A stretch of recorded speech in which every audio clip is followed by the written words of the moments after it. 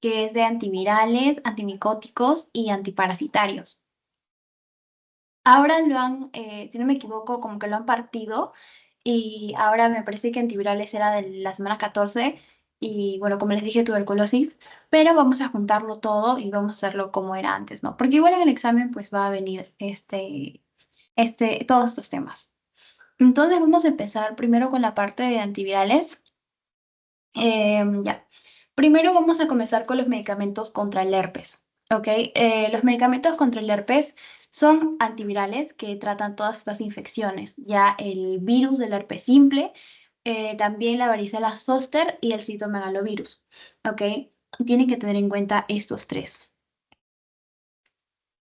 Ahora, básicamente, ¿cómo actúan? Pues actúan inhibiendo la síntesis del ADN viral y de manera que inhiben la proliferación del virus. ¿Ok? Esto es importante porque a veces preguntan este mecanismo de acción. Más que todo, las preguntas que he visto son las que les puse en el pretest. Bueno, pretest y posttest que siempre como que pongo preguntas de exámenes pasados. Es el mecanismo de acción y que reconozcan dentro del grupo de estos antivirales que tenemos acá, la ciclovir, valaciclovir, penciclovir, todos ellos actúan y podrían tratarse para el herpes, ya sea herpes simple o varicela zoster o citomegalovirus o algunos los tres, ¿no? Entonces, eso lo vamos a ver más adelante, pero igual es importante que lo tengan en cuenta, más o menos de la familia, ¿ok? De esta familia. Entonces, el virus del herpes simple es el que vamos a ver primero. Este virus del herpes simple, pues, afecta las células epiteliales de la piel y de las mucosas. Entonces, tenemos virus del herpes simple tipo 1, virus del herpes simple tipo 2. El virus del herpes simple tipo 1, pues, tienden a causar infecciones que están por encima de la cintura. Ya afectan sobre todo los labios, que es el herpes labial, ¿ya? El herpes labial, a la boca y a la encía, que es la gingivoestomatitis. Y bueno, en algunos casos el virus del herpes simple tipo 1 puede extenderse al esófago y causar esofagitis, o al sistema nervioso central causa meningitis o encefalitis. Y generalmente cuando esto pasa, pues afecta al lóbulo temporal. ¿Ok?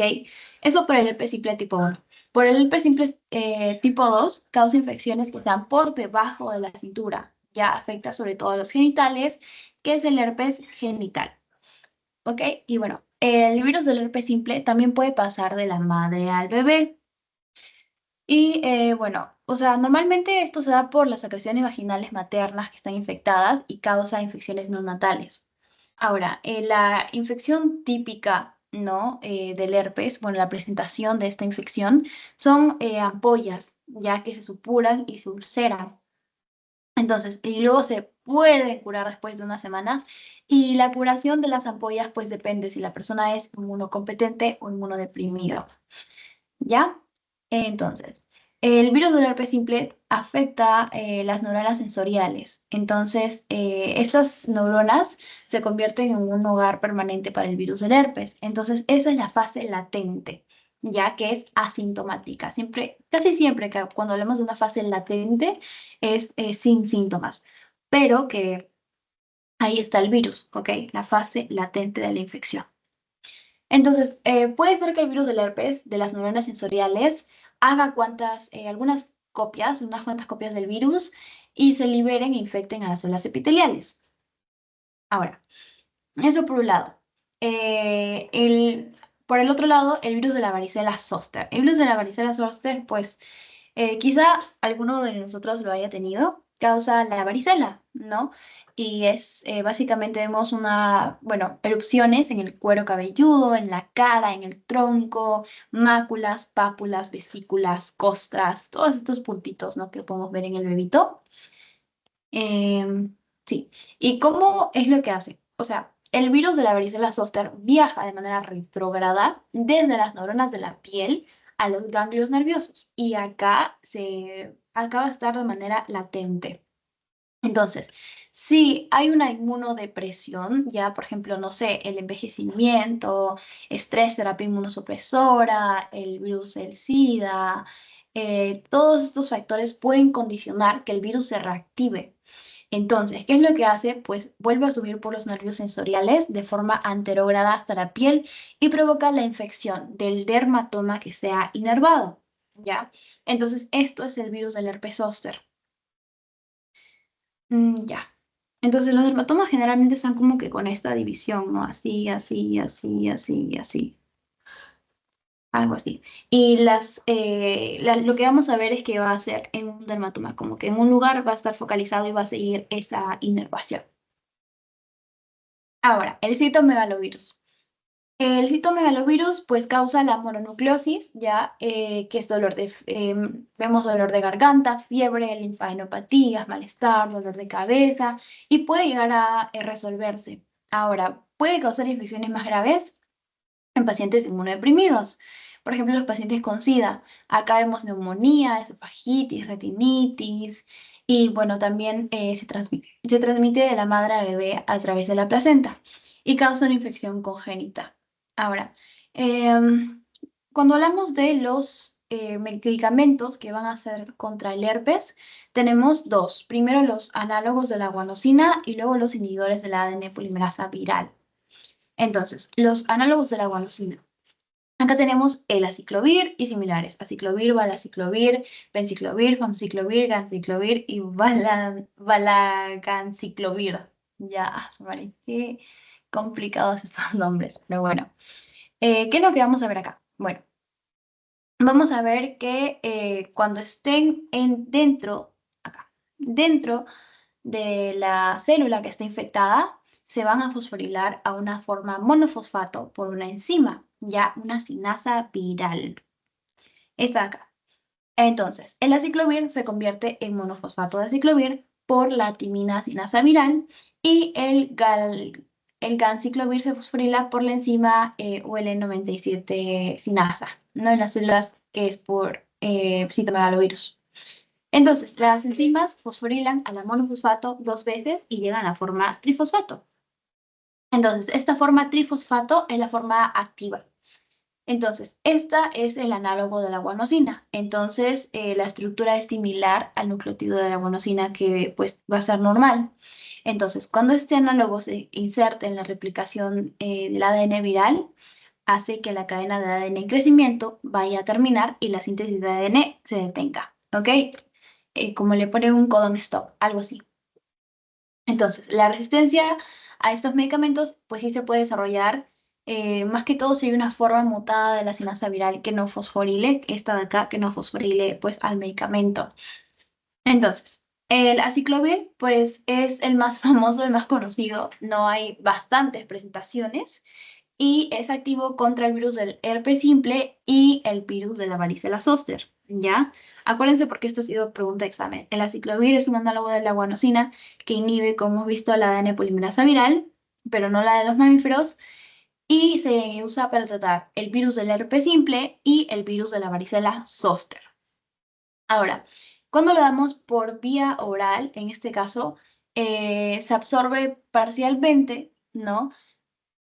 Por lo que el aciclovir normalmente lo usamos para lesiones mucocutáneas y genitales leves, ¿ya? O para profilaxis del herpes, no en personas con SIDA. El aciclovir intravenoso es el tratamiento más que todo de las infecciones herpéticas más graves, ¿no? La encefalitis por el virus del herpes simple, por ejemplo, pero no tiene efecto, como hemos hablado de las formas latentes, la ciclovir pues ahí no actúa, no tiene efecto sobre estas formas latentes ni del virus del herpes simple ni del virus de la varicela zóster. ¿Ok?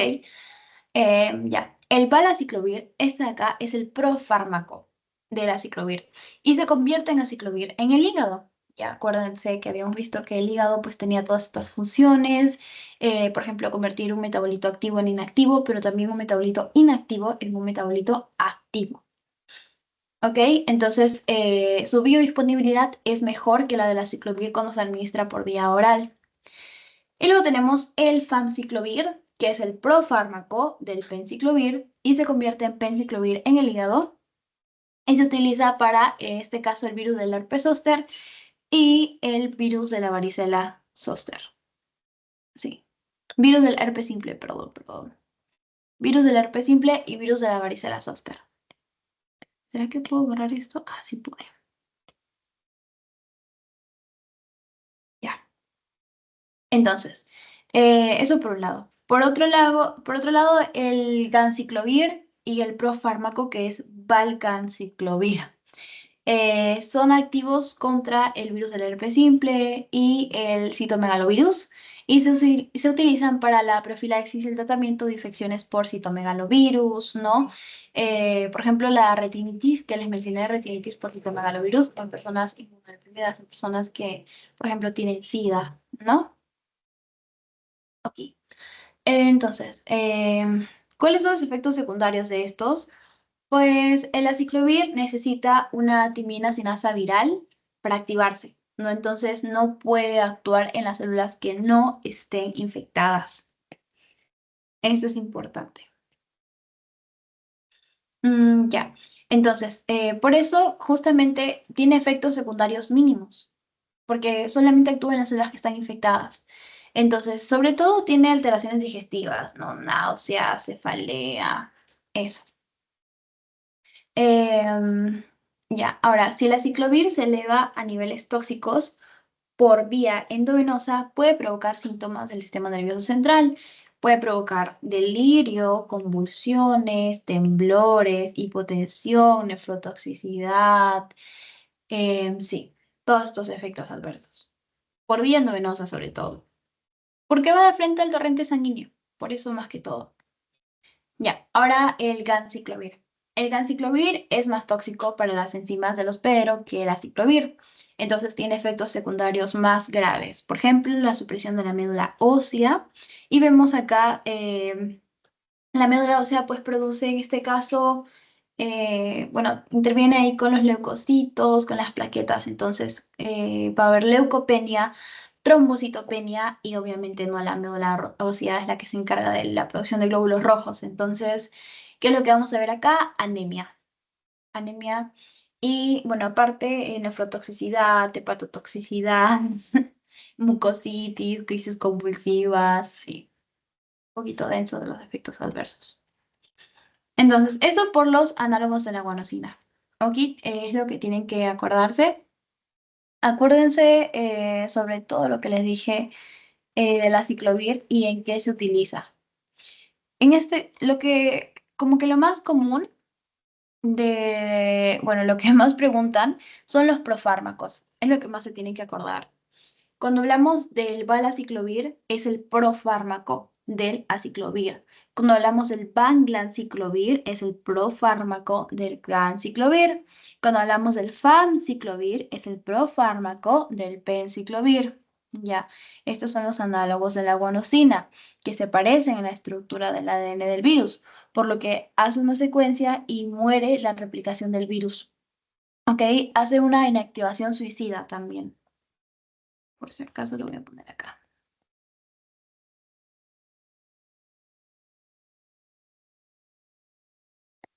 Inactivación suicida. Básicamente hace que termine la cadena que se esté sintetizando, ya en la ADN polimerasa viral.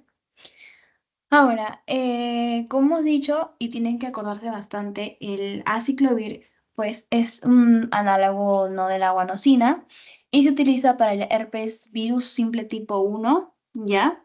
Y también virus herpes simple tipo 1, virus herpes simple tipo 2 y el virus de la varicela zoster. Es para lo que más se utiliza el aciclovir y eso sí es bastante preguntado. Los efectos adversos que hemos visto son más o menos rash, cefalea, no, neurotoxicidad también podría causar. Sobre todo son más graves cuando se administran por vía oral y eso es lo que tienen que acordarse. Ahora, eh, ya. ¿Qué más? Ah, ya. El penciclovir. El penciclovir también inhibe la replicación del ADN, inhibiendo la ADN polimerasa viral, por si acaso. Inhibe la replicación del ADN, ¿ok? Por la ADN polimerasa viral. Es lo mismo, ya es el mismo, pero igual por si se confunden o algo así, ¿ok? Ahora, ¿qué más? Sí, los de la polimerasa, ¿ya? Que les dije que era el otro grupo, los inhibidores de la polimerasa viral. Acá tenemos al cidofovir y al foscarnet. El cidofovir es susfrilado por las sinasas celulares a la forma activa que es de difosfato. Ok, entonces se une a las ADN polimerasa viral directamente y las inhibe. Ahora, el foscarnet no requiere una fosforilación, que es lo que habíamos estado hablando de que tiene que fosforilarse y todo eso. Acá inhibe de forma competitiva a todas estas enzimas que están implicadas en la proliferación del virus, la ADN polimerasa, la RNA polimerasa, también a la transcriptasa inversa del VIH. ¿Ok? Y bueno, puede haber resistencia obviamente al foscarnet y esto por las formas mutadas de la ADN polimerasa sobre todo, ¿ok? Mutaciones, resistencia. Entonces, el cidofovir y el foscarnet se usan para el tratamiento de infecciones por virus del herpes simple resistentes a aciclovir. Entonces, si les ponen un caso clínico y les dicen que tienen un paciente VIH positivo, que ha desarrollado virus del herpes simple y que es aciclovir resistente, ¿ustedes qué pensarían? Pensarían en uno de estos dos, o sea, cidofovir o foscarnet, ¿ok?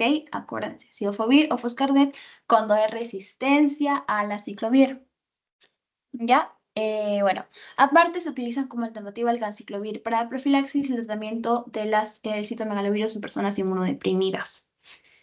¿Qué más? ¿Qué efectos secundarios tiene? Pues el cidofovir, foscarnet, nefrotoxicidad sobre todo. Entonces el cidofovir se suele administrar junto con el probenecid, ya, y suelo salido para disminuir la toxicidad. Bueno, la nefrotoxicidad, que es por el foscarnet, puede ser grave y se manifiesta con alteraciones electrolíticas, ¿no? Obviamente, si el riñón está mal, ustedes saben que el riñón se encarga del todo lo que es el equilibrio hidroelectrolítico. Entonces vamos a ver un desequilibrio en el calcio, el fosfato, en el magnesio. Puede haber hipomagnesemia, hipocalcemia, hipofosfatemia, ¿ya? Y todos estos desequilibrios electrolíticos les van a llevar a cefaleas, alucinaciones, crisis convulsiva. ¿Ok? Todo porque tiene bastante nefrotoxicidad. ¿Ya? Ok, entonces, hasta aquí todo claro con esta partecita, chicos, o repito algo. Si todo está bien, me ponen un corazoncito, por fin. Ya. Cindy, un favor, no sé si podrías volver a explicar lo de los profármacos, por favor. Sí, sí, sí. Lo vuelvo a explicar porque es muy importante que lo tengan en cuenta porque sí preguntan bastante. Entonces, ya, cuando hablamos de los profármacos, habíamos visto, como les dije, que el hígado tiene un fármaco activo y lo convierte en inactivo, que es lo más común, pero también puede hacer lo contrario, que es un fármaco inactivo, activarlo, ¿ok? Entonces, ¿cuáles son los profármacos que tenemos acá? Acá tenemos varios. Primero tenemos el valaciclovir. El valaciclovir es el profármaco del aciclovir, ¿ok? Acuérdense, valaciclovir es el profármaco del aciclovir. Luego, el otro profármaco que tenemos es el valganciclovir. El valganciclovir, ¿ya? Es el profármaco del ganciclovir. ¿Cuál es el problema? Bueno, no el problema, sino esto tiene un efecto adverso bastante potente, el ganciclovir, ¿ok? Es lo que dijimos, que puede causar la supresión de la médula ósea y causar, por ende, leucopenia, trombocitopenia, anemia. Acuérdense que el valganciclovir y el ganciclovir, bueno, el valganciclovir, ya porque luego se va a convertir el ganciclovir, así que es lo mismo, se usan ¿para qué? Para las infecciones, profilaxis, tratamiento de las infecciones del citomegalovirus, ya en personas inmunodeprimidas. Así que si les ponen un casito y les mencionan que su paciente tiene VIH, tiene citomegalovirus, la primera opción sería dar valganciclovir, ya que es el profármaco. Damos en esta forma y luego se convierte en el fármaco, ¿ok? Pero la forma que se tiene que acordar es la forma completa del profármaco. Ahora, otro profármaco es el famciclovir, que se convierte en penciclovir. El penciclovir se usa para el virus del herpes zóster, el virus del herpes simple, igual que la ciclovir, ¿ya? Y todos estos que son eh, análogos de la guanosina, acuérdense que inhiben la ADN polimerasa viral. mm, Acá. Inhiben la ADN polimerasa viral de manera que lo que hacen es terminar la replicación del material genético. Como que le ponen un stop, hacen una inactivación, como les dije, una inactivación suicida y terminan la cadena que se está sintetizando. Em, ya, ahora sí, un poquito más claro esta parte de los profármacos. Sí, gracias. Ok, no te preocupes. Ya. Em, entonces pasamos a los siguientes, que son los antiinfluenza. Acá tenemos, bueno, primero tienen que acordarse que nosotros, o sea, nos vacunamos contra la influenza, ¿ya? Y la vacunación de manera general, pues es más rentable, pero podemos usar estos fármacos antiinfluenza como la amantadina, la rimantadina, y esto lo hacemos para tratamiento y prevención de la influenza A, ¿ya? Amantadina, rimantadina, tratamiento y prevención de la influenza A. Sí, Ahora, tengo una consulta. dime. Sí, en lo que es los antivirales, había mencionado que inhibían al ADN polimerasa viral, pero habían creo que dos que inhibían a las proteasas. Los que inhiben la ADN polimerasa, las proteasas, lo vamos a ver al final, que son del VIH. Ah, ok, entonces todas las que hemos mencionado, las que has mencionado ahorita, Herpes. solamente de ADN polimerasa. Ujú. Para el O herpes. tienen otro mecanismo, algunas. O sea, para el herpes tenemos análogos de la guanosina que se encargan de esto y luego los inhibidores directos de la ADN polimerasa viral. Ya, al final, pues sí, ambos hacen lo mismo, pero solamente que acá, que hemos dicho, los análogos de la guanosina hacen una inactivación suicida y los de inhibidores de la ADN polimerasa viral lo hacen de forma directa, ¿ya? Pero es todo lo que tiene que ver con herpes, Ok, ok, porque o lo sea, que actúan de tú me... diferentes formas, pero igual inhiben a la ADN polimerasa. Sí. Ok. Los inhibidores de la proteasa son estos de acá, que lo vamos a ver en antirretrovirales, ya en VIH. Oh, ok, ok. Gracias. Ok, ya. Entonces ya, estamos en influenza. En influenza, como les decía, tenemos primero la vacunación, luego podemos usar la mantadina y la rimantadina, que son vía oral, ¿no? Para todo lo que es la influencia tipo A, tratamiento, prevención. Y bueno, generalmente tiene efectos adversos gastrointestinales, ¿no? Pérdida del apetito, náuseas, como pueden ver es vía oral. ¿Y cuál es su mecanismo de acción? Pues inhiben la proteína M2 del virus de la influenza A. Esta proteína M2 que acá. La mantadina bloquea el canal M2, impidiendo la eclosión del virus y dejándolo inerte, ¿no? Eso por un lado. Luego, por otro lado, que es lo que vamos a ver ahorita, son los fármacos antiinfluenza como el Zanavir o Tamivir, el Peramivir, que son análogos del estado de transición del ácido ciálico, ¿ya? Y bueno, estos básicamente inhiben a la neuraminidasa, ¿ya? De manera que impide la salida de los virus, porque a ver acá, creo que lo puse, ya, acá. Entonces, nosotros tenemos la estructura de un virus. Creo que esto debí de haber explicado primero.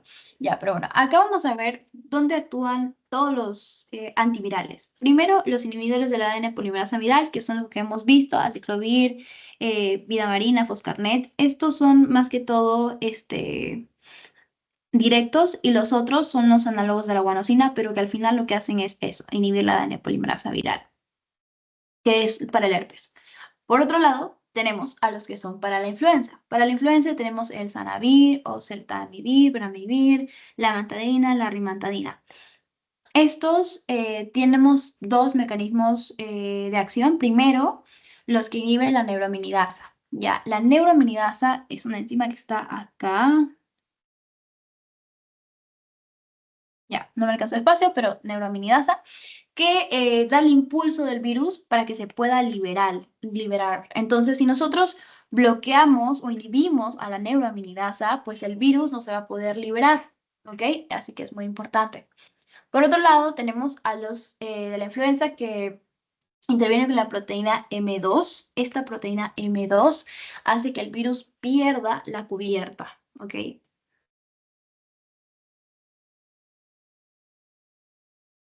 El virus pierde la cubierta. Otra proteína importante que tenemos es la hemaglutinina. La hemaglutinina es una proteína de la superficie del virus que ayuda a que haga endocitosis. ¿Ok? Que el virus entre a la célula.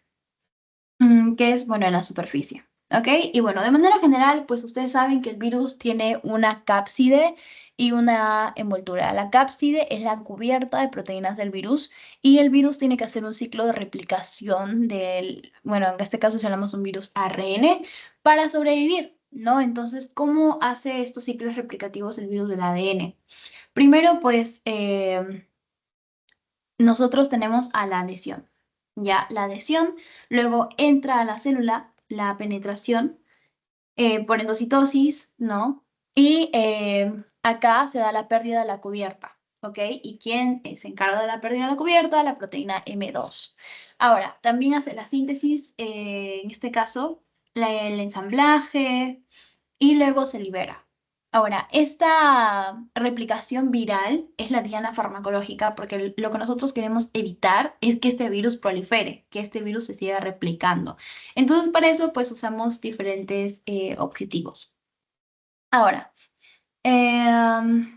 regresando con la parte de los antiinfluenza. Acá. Estos actúan a través de la proteína M2, ¿ya? La bloquean la proteína M2 porque de esta manera pues no se libera el material genético. Habíamos dicho que la proteína M2 pues estaba involucrada en la pérdida, ¿ya? La pérdida de la cubierta del virus. Entonces, nosotros acá evitamos que se pierda la cubierta de manera que esto nos va a ayudar a que no se va a liberar el material genético del virus. Entonces, es importante en la liberación del material genético. Ok, tenemos a la mantadina, a la rimantadina. Estos son, como les decía, vía oral, ¿no? Para la prevención de la influenza tipo A. La vacunación es más rentable, tiene efectos adversos en el sistema nervioso central y gastrointestinales, ya por ejemplo la pérdida del apetito, las náuseas y sobre todo inhiben la fase inicial de la replicación del virus. Ya esto se va a dar antes porque obviamente si bloquea la proteína M2, no se libera el material genético, nunca se va a dar la replicación, entonces es en la fase inicial. ¿Ok? Ok. Ya. Entonces, por otro lado, tenemos a los antiinfluenza, al samamivir, oseltamivir, peramivir. Estos son análogos de la transición, del estado de transición del ácido ciálico y tenemos pues espectro A y B. En este caso hemos hablado de la neuroaminidasa, ya que era la que permitía que el virus se libere. En este caso, pues si la bloqueamos, el virus no se va a liberar, ¿ya? Y más que todo vamos a atacar la unión del ácido ciálico y la hemaglutinina. Entonces, no se va a poder liberar el nuevo virus que se ha creado, ¿ok? Acá tenemos al ácido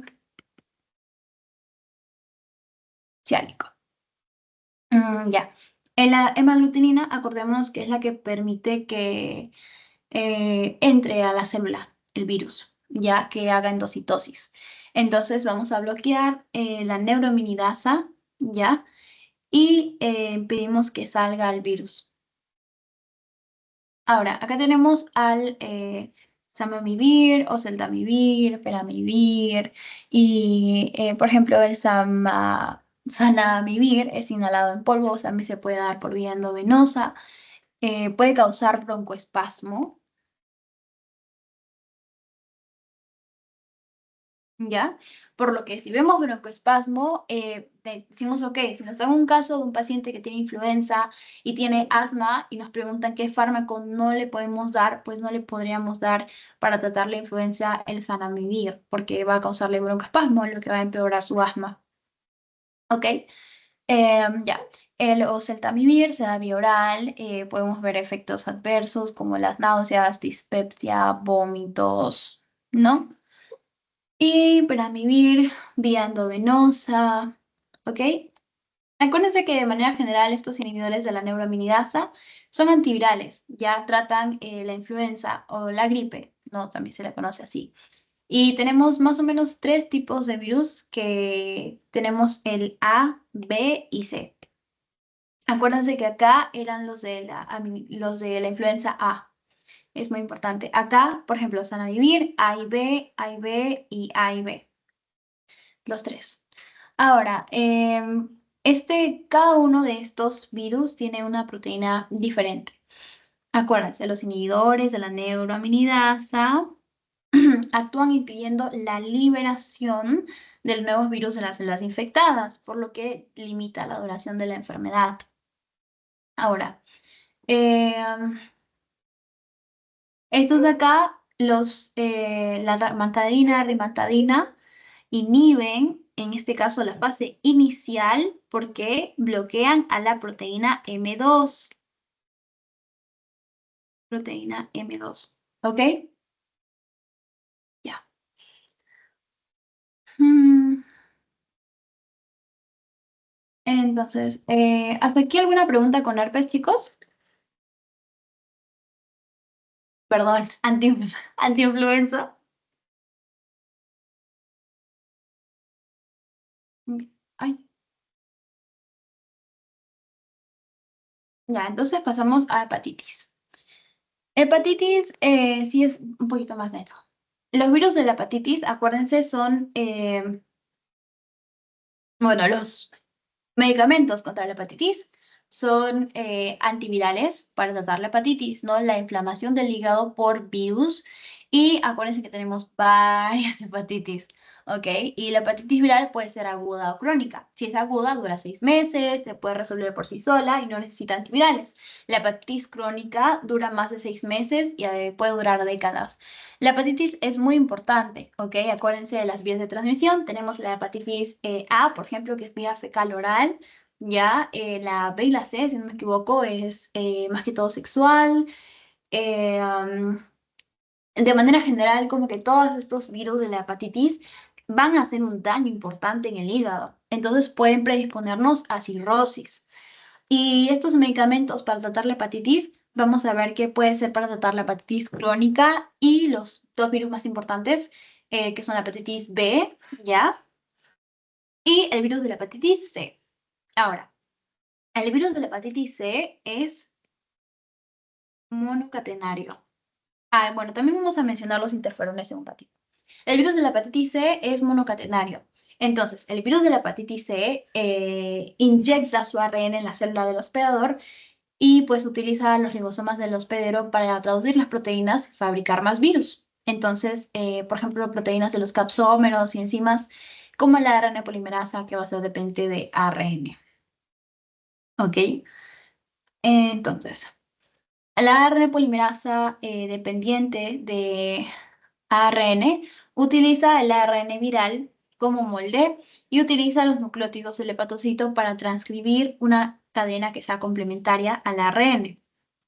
Entonces, básicamente forma nuevas crías de virus. Y eso del virus de la hepatitis C. El virus de la hepatitis B ya es un virus de doble cadena de ADN. Entonces, cuando el ADN se inyecta en una célula nueva, entra al núcleo y es replicado, en este caso por la maquinaria de la célula hospedera. También va a transcribir varios ARN mensajeros y un ARN pregenómico. Y luego los ARN mensajeros se utilizan para fabricar proteínas capsoméricas y enzimas como la ADN polimerasa. Y la ADN polimerasa utiliza el ARN pregenómico para sintetizar nuevas copias del ADN viral. Entonces se van a combinar con las proteínas de los capsómeros y se ensamblan igual nuevos virus. O sea, el mecanismo de acción es un poquito diferente, pero, o sea, al final lo que quieren hacer es nuevos virus, ya nuevas crías de virus, nuevos virus.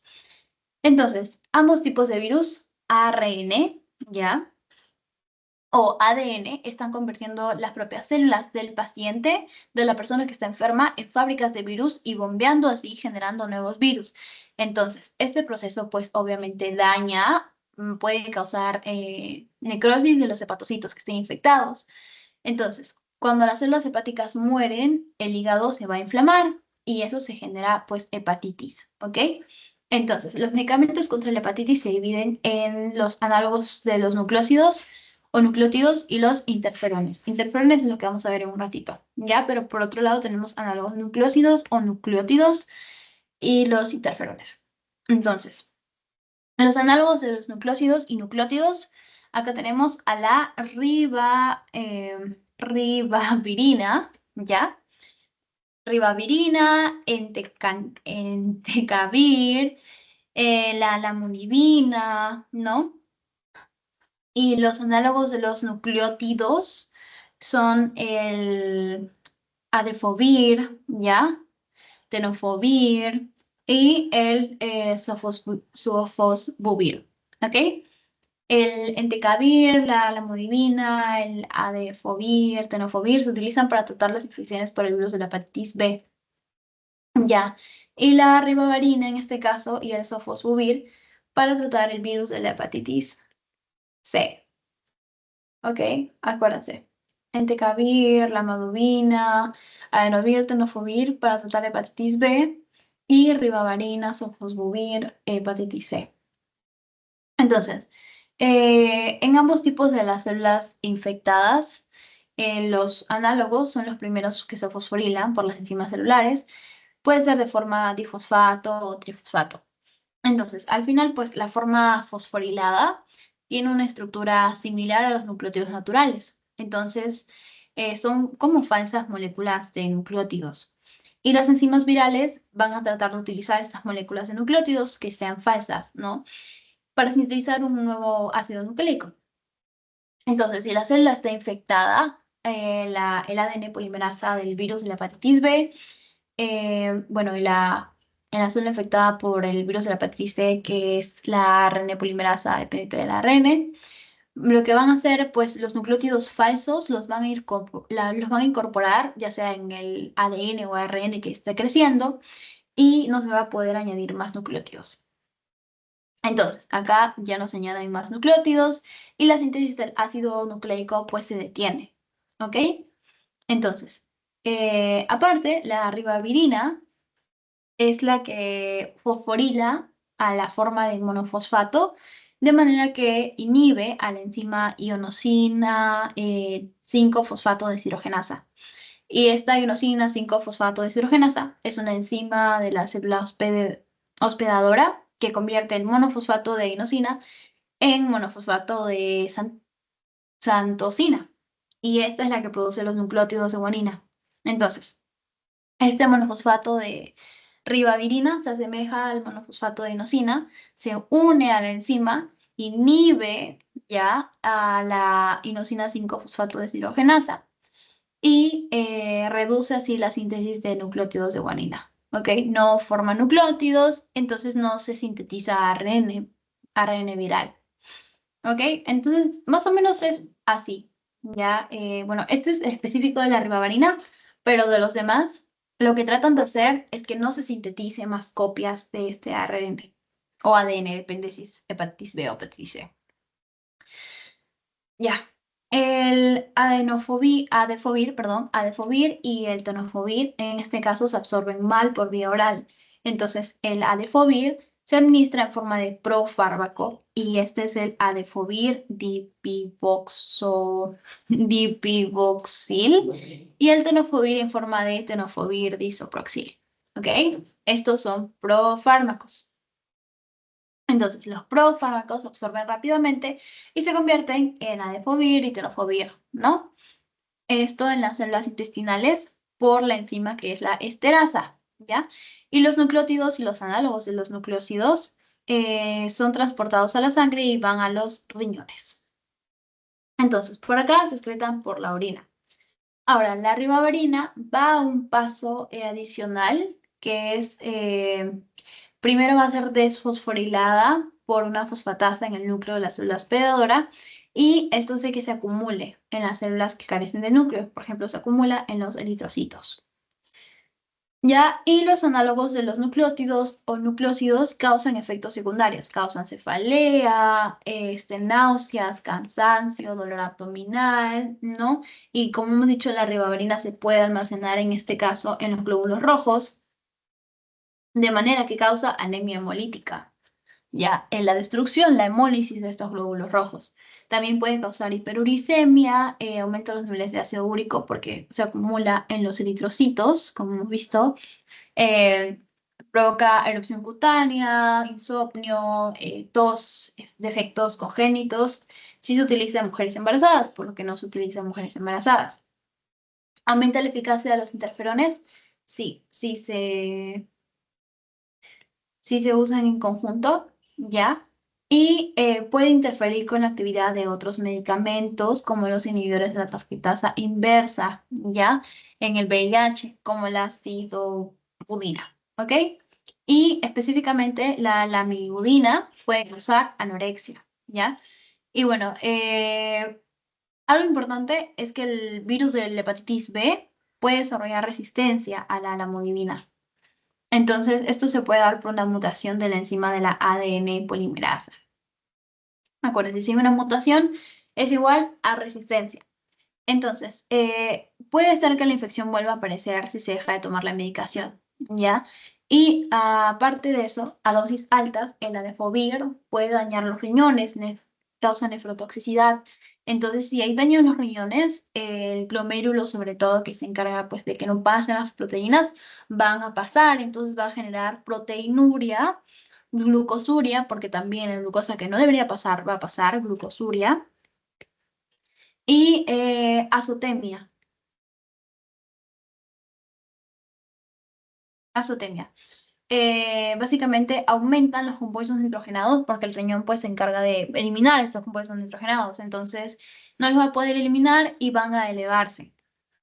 Entonces si aumentan con los compuestos nitrogenados, urea, creatinina, podemos ver que podría desarrollarse una encefalopatía urémica. ¿Ok? Y ya. Eso por un lado. Por otro lado tenemos a los interferones. Los interferones, pues, son citocinas o proteínas de señalización, ya que se producen por las células que son infectadas por el virus y las células cancerosas del organismo. Algo así como una señal de advertencia, ¿no? Como un WhatsApp que le dice, por si acaso, hay algo malo aquí, ¿no? Entonces, interfieren, ¿no? Interferones interfieren en los procesos como la replicación viral, ¿ok? Entonces, tenemos interferones tipo 1 y tipo 2. Cuando hablamos de los tipo 1 son el interferón alfa y el interferón beta. Y cuando los hepatocitos circundantes detectan estos interferones de tipo 1, se produce una alarma y tratan de protegerse sintetizando proteínas que degraden al ARN mensajero. Entonces, esto bloquea los virus para que no hagan rápidamente copias de sí mismos, de manera que inhiben la síntesis de proteínas, inhiben que se produzcan las proteínas virales y aumentan la expresión de las moléculas, en este caso del complejo de histocompatibilidad mayor, y facilita que los linfocitos TCD8 y los citotóxicos y los NK, ya los natural killer, realicen la vigilancia, ¿no? Y los destruyan si están infectados. ¿Ok? Entonces, sí. Ahora, el único interferón de tipo 2 es el interferón gamma.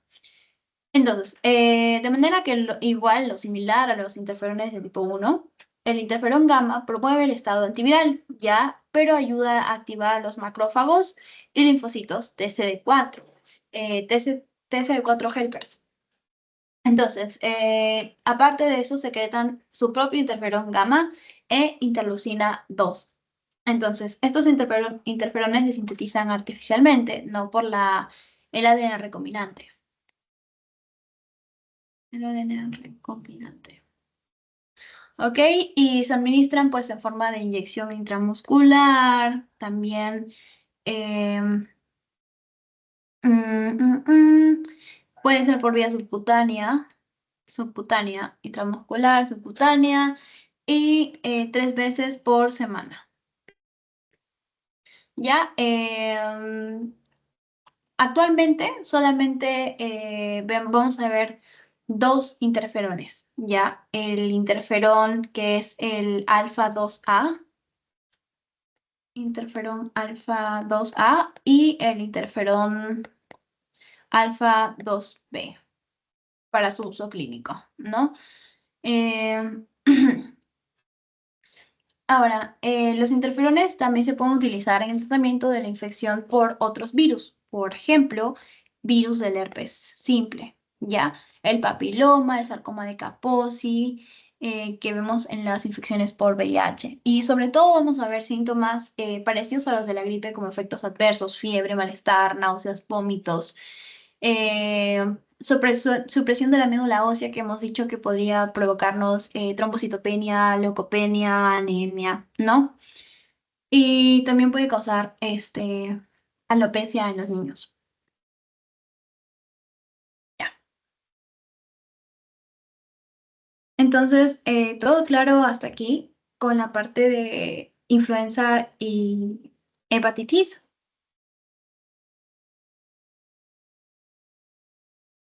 Si quieren que repita algo, chicos, es su oportunidad para decirlo.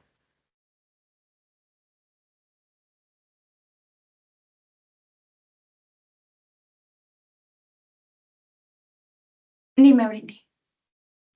Hola Cindy, sí. ¿Podrías repetir por favor los que eran para hepatitis B y los que eran para la C? Ya, ok. Entonces, acá está en este cuadrito, jeje. Para hepatitis B tenemos al entecavir, la minuvine, adenofovir y tenofovir. Ya, y sin importar si son nucleócidos o nucleótidos. Acuérdense de estos.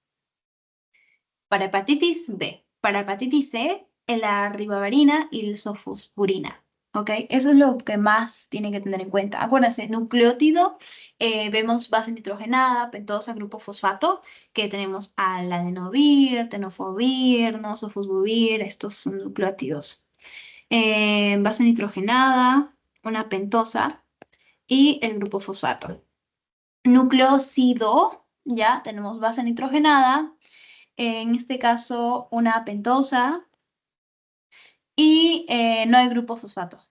Ahí nomás. Sí, ahí nomás. Y acá pues tenemos al nucleócido, por ejemplo, a la ribavirina, ya entecavir. ¿Ok?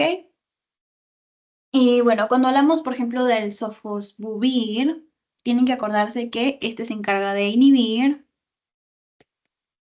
la síntesis del material genético viral. Ya inhibe la generación del ARN mensajero. ¿Ok? Y bueno, el sofosbuvir, la ribavirina, estos dos de acá. En este caso, ARN mensajero. Y es porque lo vemos en virus de la hepatitis C. Ya, porque acuérdense que la hepatitis B es ADN.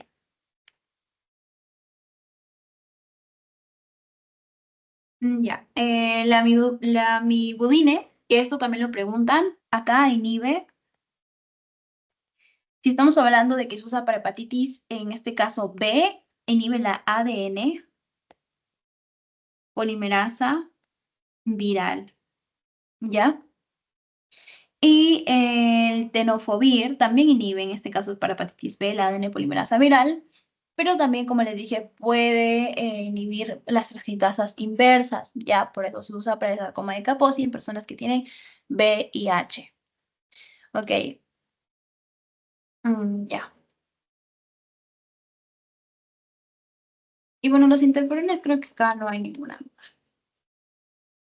Ahora sí, un poquito mejor, Britney. ¿Todo bien? Sí, gracias, Cindy. Ya, ok. Ya. Entonces pasamos a antirretrovirales. Ya, y todavía falta. Ok. Pasamos a los antirretrovirales. Entonces, cuando hablamos de antirretrovirales, pues hay que pensar en SIDA. Tenemos acá a una célula mamífera susceptible y tenemos primero a, bueno, varios grupos. Como me dijeron, los inhibidores de la proteasa, los inhibidores de la integrasa, los inhibidores de nucleósidos, el ensamblaje, ¿no? También tenemos los inhibidores de la entrada, ¿no? Los inhibidores de la entrada, ¿ya? Y los inhibidores de la integrasa, acuérdense, son grupos que se usan en el Targa, así se le dice, y es la terapia antirretroviral de gran actividad, ¿ya? Entonces son fármacos que se utilizan para el tratamiento del SIDA, que de eso se trata, ¿no? El SIDA, pues como ustedes saben, está causado por el virus de la inmunodeficiencia humana, que es un retrovirus, y, por ejemplo, tenemos acá los inhibidores de la entrada, ¿ya? Que actúan impidiendo la unión del VIH en los receptores de los linfocitos TCD4, ¿ok? Em, acá también tenemos a los de la integrasa, que estos inhiben la enzima integrasa viral, que está acá, la inhiben, que es la enzima que necesitamos para incorporar el ADN provírico del VIH al ADN de la célula hospedera. Bueno, entonces, este VIH ya es acá está el virion del VIH extracelular maduro. Es un retrovirus, como les dije, tiene ARN y tiene una envoltura, una cadena simple, es positivo, se dirige a las células del sistema inmunitario que tienen una molécula que es la molécula CD4. ¿Ok? Acá vamos a ver que van a estas células del sistema inmune que tienen el CD4 en su membrana. ¿Cuáles son estos? Macrófagos. ¿Qué más? ¿Qué más? ¿Qué más? Células dendríticas y los linfocitos TCD4 helper. Voy a poner CD4 ya, pero ustedes saben que son los linfocitos TCD4 helper. ¿Ok? Entonces, la molécula TCD4 ayuda a estas células a adherirse y activar otras células inmunitarias cuando hay una infección, adhesión y fusión. ¿Ok? Cuando hay una infección. Entonces, el virus de la inmunodeficiencia humana tiene dos proteínas, la GP120 y la GPO160 y la GP41, ¿ya? Forman un complejo en su envoltura que se utiliza para unirse a las moléculas CD4 y después utiliza este complejo para unirse a un correceptor de la célula inmunitaria antes de poder entrar. Entonces, los correceptores a los que se une el VIH con más frecuencia son el correceptor, lo voy a poner acá, el correceptor CXCR4 en los linfocitos y el correceptor CCR5. Son correceptores que se encuentran, es el primero pues en los linfocitos T y el segundo en los linfocitos T, macrófagos, monocitos, células dendríticas. ¿Ok? Entonces, cuando nuestro virus B, el virus de la inmunodeficiencia humana, se une a la CD4 y a los correceptores, la envoltura vírica se fusiona con la membrana celular de la célula inmunitaria y libera su ARN monocatenario y algunas enzimas virales como la transcriptasa inversa, ¿ok? Y la integrasa, que hemos visto que está acá, en el citoplasma de la célula hospedera. Ahora, dentro de la célula TCD4, esta es la célula TCD4. Ya. Dentro de la célula TCD4, la transcriptasa inversa es la que empieza a actuar. Usa el ARN vírico monocatenario, ya, el ARN vírico monocatenario como molde y los nucleósidos presentes en el citoplasma de la célula TCD4 para transcribir un ADN provírico complementario de doble cadena. Y la integrasa es la que ayuda a integrar este ADN provírico, ¿ya? En el ADN normal de la célula. Entonces, ahora pues se prepara para transcribirse en nuevos virus. Cuando las células inmunitarias se activan, empiezan a transcribir y a traducir las proteínas necesarias para la respuesta inmune. Entonces, cada vez que la célula inmunitaria se expone a algo que le hace iniciar una respuesta inmunitaria, una infección, por ejemplo, transcribe y traduce nuevos VIH. ¿Ok? Entonces, ya. Estos nuevos VIH salen de la membrana celular para infectar más células. Ahora, con el tiempo, pues se infectan cada vez más células inmunitarias, el sistema inmunitario empieza a fallar, entonces vemos acá que se puede desarrollar la inmunodeficiencia. Inmunodeficiencia, ¿ok? Y esto aumenta el riesgo de infecciones y tumores que en el sistema inmunitario normal sería capaz de rechazar. Pero estas complicaciones se llaman SIDA, ya síndrome de la inmunodeficiencia adquirida. Entonces, para evitar que el VIH infecte una célula, se pueden usar los inhibidores de la entrada, ya los inhibidores de la fusión. Y acá tenemos, por ejemplo, a la enfuvirtida, ¿ya? Inhibidor de la entrada, la enfuvirtida. ¿Ok? Se dirige al VIH uniéndose al grupo, perdón, a la GP41 que mencionamos, que está en la envoltura, y la inutiliza. Entonces no se produce la fusión entre las membranas viral y la célula. Ya. Y bueno, se da para tratar las cepas, perdón, del VIH que se han desarrollado resistencia. ¿Ya? Que han desarrollado resistencia contra otros fármacos antirretrovirales de uso común, como los inhibidores de la transcriptasa inversa. ¿Ok? Acá. Tenemos inhibidores nucleósidos y no nucleósidos de la transcriptasa inversa. Entonces, la enfuvirtida se administra de forma de inyecciones subcutáneas, básicamente efectos adversos, pues el dolor y la aparición de quistes o nódulos en el lugar de la inyección. También hay mayor riesgo de infecciones bacterianas que provocan problemas como la neumonía. Y luego tenemos al Maraviroc. El Maraviroc se dirige a las células inmunitarias, ¿ya? Se une en este caso al correceptor, que es el CCR5, ¿ok? Y esto está en la superficie de los macrófagos, como hemos dicho, y los linfocitos T, lo que impide que se una al GP 160, ya, no, perdón, 120 en este caso, 120. Impide que se una a la GP 120, ¿ok? Y bueno, este fármaco no se puede utilizar contra las cepas del VIH que se unen al receptor, que es el otro, ¿no? El CXCR4, que es lo que les dije. En este caso, pues no se podría utilizar. Y los inhibidores del receptor CCR5, que creo que puse acá, ¿ya?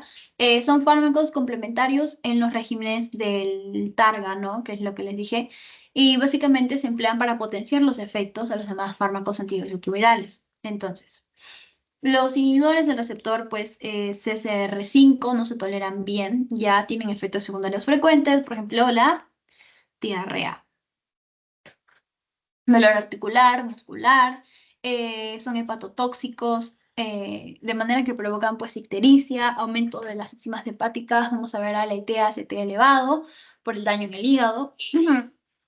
Y sí, eso básicamente, ¿no? Entonces, si el virus se fusiona con la célula inmunitaria y deposita su ARN en sus enzimas, entonces podemos usar los inhibidores de la integrasa. ¿Cuáles son los inhibidores de la integrasa? Raltegravir, el vitegravir y el dolutegravir, ¿ok? Entran ya en la célula infectada por el VIH y se unen de forma reversible, acá los inhibidores de la integrasa se unen de forma reversible al sitio activo de la enzima integrasa, ¿no? Viral. Entonces, el ADN provírico ya no puede incorporarse al ADN de la célula hospedadora. Entonces, impide la formación de nuevos VIH. ¿ok? Los inhibidores de la integrasa se utilizan igual como fármacos de primera línea en la targa, ¿no? La terapia que les dije, junto con los inhibidores de la transcriptasa inversa, nucleósidos. Y, ujú, y los efectos secundarios, pues, de los inhibidores de la integrasa. Ya, acá podemos ver náuseas, cefalea, miopatía, ¿no? Por ejemplo.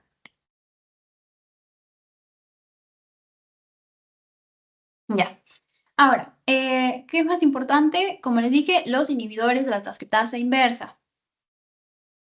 Tenemos inhibidores nucleósidos o nucleótidos, inhibidores no nucleósidos de la transcriptasa inversa. Son parte importante, como les dije, en este tratamiento antirretroviral de gran actividad, ¿no? Del targa, y se combinan, donde se combinan medicamentos que se utilizan en el SIDA. Entonces, ya. ¿Qué es lo que vamos a ver acá? Tenemos primero los nucleósidos, ¿ok? Por ejemplo, el ácido bubidina, ¿ya? La dinamicina, la lamidudina, que le han preguntado. Creo que esta era la pregunta en su pretest, no estoy segura. Y bueno, los inhibidores no nucleósidos, la neviparina, el efavirenz, ¿ok? Son los que tienen que acordarse. Entonces, tenemos los inhibidores no nucleósidos, como les dije, y no nucleósidos. Y bueno, vamos a ver en este caso que lo que vamos a ver acá, ya. No se inhiben ambos, los nucleósidos, por ejemplo, hacen que los nucleósidos no se puedan unir a la enzima. Entonces, los nucleósidos, acá, nucleósidos o no nucleósidos de la transcriptasa inversa, no se pueden unir a esta transcriptasa inversa y no se transcriba nuevo ADN viral. Ok, transcripción, quedamos la transcripción. Entonces, impide que se creen nuevos virus y evita que se infecten otras células TCD4. Entonces, estos inhibidores, nucleósidos y, bueno, no nucleósidos, no tienen efecto sobre el ADN provírico, ¿ya? Básicamente, se usan rara vez de manera solitaria, generalmente pues se acompañan de otros antirretrovirales, porque el VIH desarrolla resistencia por la mutuación de esta enzima. Entonces, vamos a ver que se pueden emplear en esta terapia, como les dije, en la terapia antirretroviral de natividad, en Targa, y se combinan los no nucleósidos con los inhibidores nucleósidos de la transcriptasa inversa. ¿Ok? La sidobubina y la midubina. Ahora, por ejemplo, el efavirenz acá. El efavirenz ya ofrece la ventaja de que tiene un tiempo de vida media largo. Entonces, solamente se da una vez al día. La nevirapina, ya, este de acá, puede utilizarse en el embarazo para prevenir la transmisión vertical, ¿no? De madre al hijo. Entonces, va a atravesar la placenta. Ahora, el efavirenz, ¿ya? Y la de la virdina están contraindicados durante el embarazo, ¿ok? Estos dos de acá. Contraindicados durante el embarazo porque pueden causar malformaciones en el feto. Y bueno, los efectos más comunes de estos inhibidores no nucleósidos de la transcriptasa inversa son reacciones de hipersensibilidad. ¿Ya? Por ejemplo, un rash cutáneo, ¿no? La nevirapina puede causar síndrome de Steven-Johnson, que es una reacción pues inmune. Síndrome de Steven-Johnson, ya en la piel, ¿no? Y también pueden causar hepatotoxicidad, ¿no? Aumentan las transaminasas, la LT-ACT, puede causar hepatitis, ¿no? La hepatitis grave, sobre todo, es esta. La nevirapina causa también hepatitis grave. ¿Ya? ¿Qué más? El efavirenz afecta al sistema nervioso central Sí, es bueno porque tiene un tiempo de vida medio largo, pero puede provocar depresión, alucinaciones, mareos, de todo, ¿no? Y estos inhibidores no nucleósidos de la transcriptasa inversa son metabolizados por el CYP, ya, el CYP. En este caso, ya hemos visto que si son metabolizados por este CYP, vamos a ver interacciones con varios fármacos, ¿ok? Por ejemplo, la cimetidina, los macrólidos, ¿ya? La rifampicina, pueden alterar la concentración del fármaco que vayamos a dar. Ya. Y bueno, acá los esquemas de estos de primera línea y segunda línea. Aunque no creo que les pregunten eso, la verdad. Lo más importante, que es lo que puede preguntar, porque pues, no es un tema que pregunten mucho, es en dónde está cada uno. ¿Ok? Ya. Tienen que acordarse más que todo, por ejemplo, inhibidores de nucleósidos de la transcriptasa inversa. El efavirenz, que es el que han preguntado, ¿ya? El tenofovir, en este caso, perdón, la de la virdina, ¿ya? De estos de acá. De los inhibidores nucleósidos, la lamidubina y la sidobubina, ¿ok? De eso tienen que acordarse. Pero como les digo, de manera general, pues, no es un tema que se pregunte mucho, ¿ok? O bueno, hasta ahora no sé si les preguntarán. Bueno, wow, va durando bastante la asesoría. Ya, me voy a apurar. Pero hasta ahora, chicos, ¿tienen alguna duda o todo está bien? Porque de verdad este tema es importante. Si está todo bien, me pone un corazoncito por fin para seguir.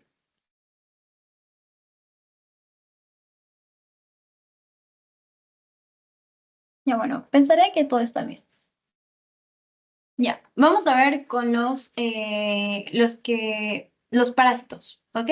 Los que en este caso tenemos a los antimaláricos, que son los más importantes, y los antiprotozoarios. Ahora, cuando hablamos, por ejemplo, de la amebiasis, como me preguntaron la vez pasada, el metronidazol. El metronidazol tiene actividad, en este caso, antibiótica, pero más que todo lo vamos a usar para parásitos, ¿ya? Es un amebicida mixto, ¿ok? O sea, afecta tanto a quistes como trofosoditos, ya el metronidazol y el tinidazol. Entonces, cuando hablamos de la amebiasis, tenemos amebicidas de contacto o sistémicos. De contacto hacen acción en los quistes del intestino y sistémicos hacen acción en los trofosoditos que están en la circulación sistémica. Entonces, para acordarnos, acá tenemos los sistémicos, ¿ya? Y los de contacto. Ustedes saben cómo se va a dar la infección, ¿no? La forma infectante, pues, es el quiste, es resistente al ácido, va a entrar por el estómago, se forman los trofosoditos, penetran la barrera intestinal, van al hígado, invaden, pues, todo el cuerpo, ¿no? Y al final el trofosodito, pues, se forman quistes en el colon, se expulsa por el recto, y estos quistes que se eliminan en las heces van a condicionar la infección, ¿ok? Ay, ya. Entonces. Por otro lado, como les dije, el nitronidazol y el metronidazol son los que más preguntan. Cuando hablamos del metronidazol, tienen que saber la absorción, distribución, metabolismo, excreción. ¿Qué es importante? Pues el mecanismo de acción, en este caso, como les dije, son amebicidas mixtos, ¿ya? Y el metronidazol, por ejemplo, tiene un grupo nitro en su estructura. Entonces, puede captar electrones, genera radicales libres, los radicales libres se unen al ADN, inhiben la síntesis del ADN, de manera que muere el protozoario, ¿ok? Ya. Ahora, los antimaláricos. Los antimaláricos, ustedes saben, paludismo, malaria, son parásitos, en este caso protozoarios del género Plasmodium, con el vector Anopheles, y tenemos más o menos 5 especies, ya Falciparum, Vivax, Ovale, Malariae, Naulesi, y los signos y síntomas del paludismo, pues fiebres altas, sin oleadas, conos sin periodicidad, escalofríos, dolores de cabeza, mialgias, malestar, síntomas gastrointestinales, todo ello. Entonces, ¿qué es lo que puede darnos esto? La fiebre terciaria, sí. fiebre terciaria maligna, pues que es muy, muy peligrosa. Entonces, el ciclo de vida es más o menos el mosquito pues inyecta los esporozoitos van al hígado, ¿ya? Y entra a los hepatocitos, de manera que se convierte en un esquizonte. Ahora, en este caso se replica y rompe los hepatocitos en forma de merozoitos, ¿ya? Merozoitos, estos de acá. Van a la circulación sistémica, afectan a los glóbulos rojos, a los eritrocitos. El trofozoito inmaduro se convierte en maduro, ¿ya? Esquizonte, se multiplican los esquizontes y se rompen, lo que nos genera la fiebre. Y este ciclo pues se va a dar más o menos 2 o 3 días, lo que genera la fiebre terciaria, ya más o menos tercer día. ¿Ok? Ya le dije los síntomas. Ya, ahora, hay una forma latente que es el hipnozoito, ¿ok? Entonces, ¿qué es lo que vamos a ver nosotros? Vamos a ver si tenemos la forma eritrocitaria, ya, en trofozoitos, o extraertrocitaria, ya sea esporozoito, hipnozoito, esquizonte, gametocito. Cuando hablamos de extraeritrocitaria, afuera tenemos a la primaquina. Y si afectamos, en este caso cuando está en el eritrocito, en el eritrocito, o sea, al trofozoito, tenemos acá, a la artemisina, a tobacuona, cloroquina, que es bien preguntada, a la quinina, ya. Entonces, la primaquina. La primaquina más o menos actúa en las etapas hepáticas primarias y latentes. Evita las recaídas, en este caso, en el Plasmodium vivax o Vale. También puede ser para falciparum. Ya tiene una absorción cercana al 100% con el tracto gastrointestinal, metabolismo hepático y, bueno, es inductor del CYP1A2. Tiene espectro, en este caso, exoeritrocitario, ya, como hemos dicho, forma latente, o sea, el espectro para el hipnozoito, como les dije, el hipnozoito es la forma latente, lo que evita las recaídas, ¿ok? Muy útil. Tiene también cierto espectro eritrocitario y, y gametosida. Se usa para erradicar hipnozoitos intrahepáticos, ya, sobre todo Plasmodium vivax y Plasmodium ovale, acuérdense. Bueno, evita y cura las recaídas en el paludismo. ¿Cuáles son los efectos adversos? Molestias gastrointestinales, anemia, obviamente, ¿no? Anemia hemolítica, interacciona, hemos dicho, con el CYP, puede interaccionar con warfarina, ¿no? Contraindicaciones en las embarazadas y en la lactancia, importantes contraindicaciones. Ahora, la cloroquina. Vamos a ver que se utiliza, bueno, se da vía oral, ¿no? Tiene una amplia distribución. La vida media, si no me equivoco, es de 20 a 60 días, ¿no? Y acá inhibe la bomba de protones que hacen los parásitos, lo que aumenta la cantidad de la ferriprotoporfirina. Ok, en el eritrocito, el parásito digiere la hemoglobina, lo que genera radicales libres, y la hemoglobina unida al hierro. Entonces, es secuestrada y se vuelve hemozoína. Ya, por ejemplo, las quinolinas, perdón, interfieren en el secuestro y generan lesiones oxidativas, como les dije. Puede haber resistencia, ya resistencia generalizada, y en las mutaciones en el gen, estos dos de acá, que si no me equivoco, esta era pregunta ya de su pretest. Y bueno, como vemos acá, ¿qué es lo que va a hacer? Inhibe esta bomba de protones de manera que aumenta la cantidad de la ferriprotoporfirina. ¿Ok? En las fases eritrocitarias del Plasmodium vivax y el Plasmodium ovale, el Plasmodium malariae, Nablesi, es la primera elección, ¿ya? Primera elección para la quimioprofilaxis por Plasmodium ovale y Plasmodium malariae. No actúan las fases hepáticas latentes o primarias del parásito. ¿Qué es lo que vamos a generar? Pues vamos a ver trastornos de la piel, tejido subcutáneo, hipotensión, cefalea, somnolencia. Tiene buena absorción del tracto gastrointestinal, ya, acuérdense, tiene un metabolismo hepático. Ya, sí. Y bueno, como les dije, la resistencia, en este caso, que es lo que habían preguntado antes, el mecanismo de resistencia para la cloroquina ya es el cambio del gen, este de acá, ¿ya? El PFMDR1 y el PFCRT.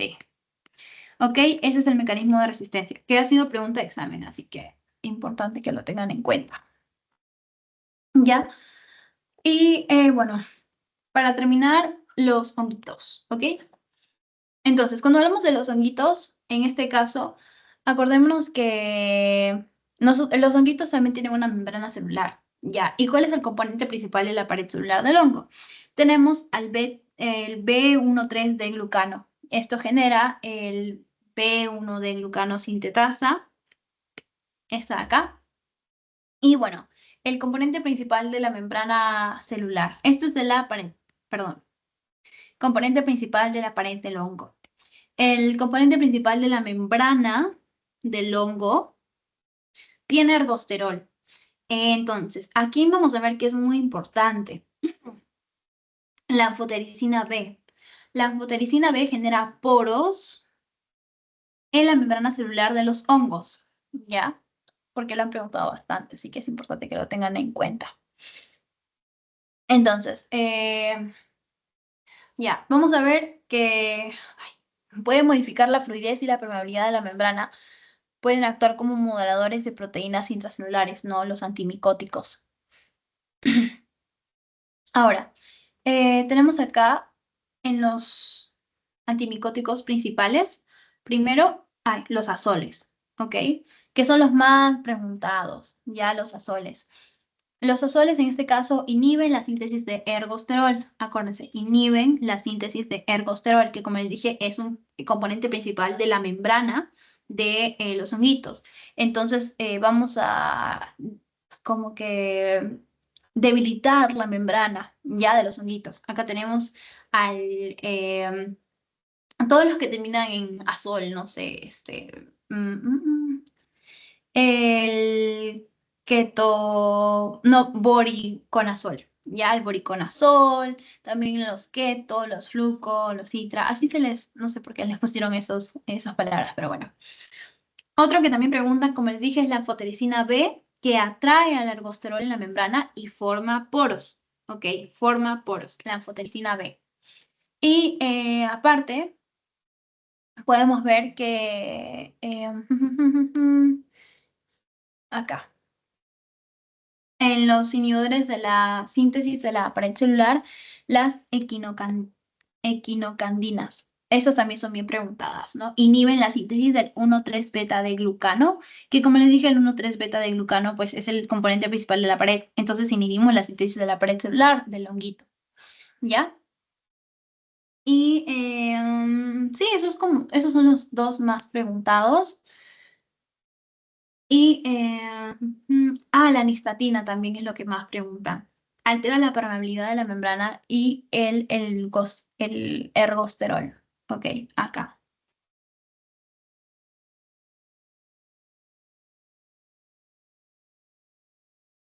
Altera la pared, en este caso acá, y acá, bueno, acá está la pared, jeje. A la pared celular y al ergosterol. Actúa en ambos mecanismos. Ya, y bueno, sí, eso es como que lo más preguntado de este tema, como para no dilatar tanto el tiempo. Todo bien, chicos. Yo sé que ha sido bastante información, pero ¿qué podemos hacer? Si tienen alguna pregunta, pueden decirme ahorita para aclararla. Si todo está bien, me dejan un corazoncito, por fin. Dime, Britney. Sí, lo último que dijiste era anistatina, ¿verdad? Lo que era Nistatina. para la pared y los poros. Para la pared y el ergosterol. El Acá lo ergosterol. puse, jeje. Ya, gracias. La membrana, perdón. La membrana y el ergosterol. Sí. Lo que pasa es que va a alterar, acá está el ergosterol, acá va a actuar la nistatina. Que eso también han preguntado. Las equinocandinas podrían acordarse, ¿no? Que acá inhiben la síntesis de la pared ya del honguito, inhiben la síntesis del ergosterol, por lo que debilitan la membrana, los azoles, ¿ya? También las alilamidas, tiocarbonatos, morfolinas, pero lo que más tienen que acordarse son de los azoles, las eniquinocandinas, la anfotericina B, que es bien preguntada, que es la que les dije que forma poros, y bueno, la anistatina también. Ya. Entonces ahí ya les pasé su post-test. Por fin no se olviden de hacerlo. Voy a dejar de grabar.